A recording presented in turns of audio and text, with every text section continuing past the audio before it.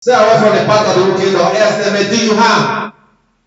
If you don't get into their trouble, get into their space, trespass in their own life, in their own kingdom, then you wouldn't be worried about them doing any harm to you. Because they can't. They don't have such power or such authority to do any harm to you. But if you go in their circle and in their table, and you go in their kingdom, in their life, in their way, then you put yourself at risk. Self-cause, things that you cause for yourself, by yourself, to yourself. You must remember what the word of the Lord said in the book of 1 John. Go to the book of 1 John in chapter 2. 1 John in chapter 2. In verse 15. The Lord reminds you that you cannot be loving the world and at the same time say you love your Father.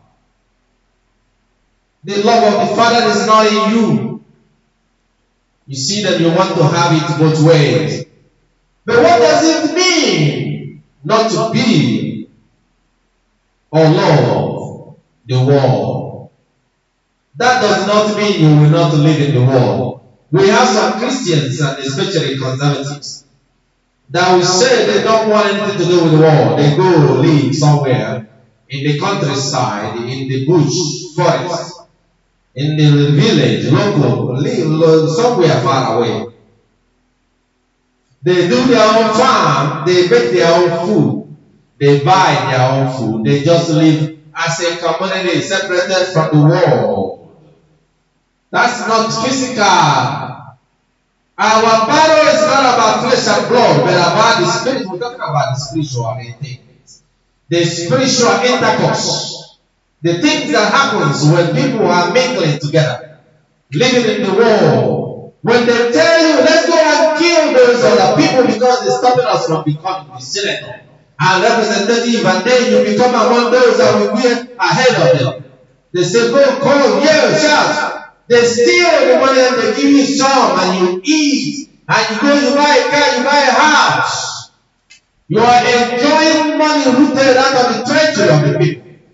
You are nothing but a thief like them. That's not the word of the soldiers. That's what it means mingle with the world, because you become high in the society. Let's go and take you to a place and you will be able to release the music. And you become a superstar. They choose you in a movie. And you become an actor. People who are seeking popularity. That's why I say, don't interview me. I don't give interviews. I don't deal with the press. I don't deal with the publicity. Don't even call my name and give me any credit for anything. Give it to God. That's how people get enticed into the world. They want fair. Oh, we want to be able to build a dome. We want to be able to build a mega church. And they begin to receive. Donations are not free from the devil. Satan will offer them all the money they need to do it. And the church will full and grow. People that go to do a business, go, I'll show you what you do, your church will grow. And they go make some sacrifices. Even human sacrifices, so that they can get on the wealth of the world. If they do this, at least if at the end of the day, some people go to heaven. Let's get rich. After 5 years, they can die. Mingling with the world so that you can become important, so that you become wealthy, as if God himself has not already blessed you. You are not being contented with what God has given unto you. You want something else. Some people God has blessed and given them a lot of money. The gift of the Lord is not to say, what about you? To focus on what is it that God has given you. Trying to belong to the world, living the way they do. You point fingers, not your nose and throat, onto somebody like Judas did with Christ and handed him over to those that were sacrificing. Bearing false witness and false accusations and complaints against the children of God. You imagine, you say you are a child of God, you are mingling with the world. That's what it says. You cannot be doing all these things and say that the love of God is in you. Love of the Father is not in such a person. The Lord calls you and tells you, no, you cannot. If you persist because you hear the word today, as you heard before, telling you and calling you to separate yourself, to live a life exemplify your life like Christ. But you chose not to, you persist. You want the pleasures of the world. You want to be liked by the people of the society. You want to be important, to say what will happen and what will not happen. When I was in politics, in my district, 31 and 30, you could not be elected there if I did not support you. Every election cycles, all the politicians comes around to have a dinner with me, to share their plans for our state in Maryland. They want to talk about what they plan to do, what they're going to do for the communities, our communities. And they beg me, we just want you to help us when people see you helping us. No, putting signs. Now I used to call a dinner, host a dinner for the entire community. Come.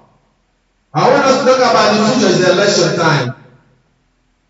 These are issues and these are the problems. The Lord said to me, and I said, you don't worry about your district. What about the entire world I have created? They are going astray. They have abandoned the gospel.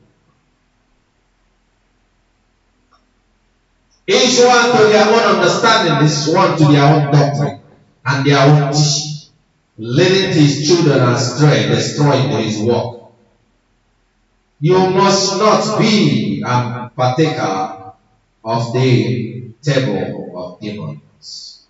Neither should you be in love with the world. It is either you are in love with the world or you are in love with your Father. I chose to be in love with my Father. And I love my Father so much that I wish I could share and show more of how much I love him. Because he first loved me. Because he gave back to me.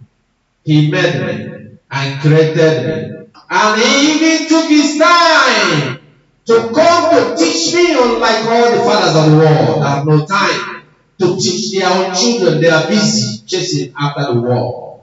They forsake their children and their children are suffering and lost. He took time to sit down with me every day to teach me, to train me, to prepare me.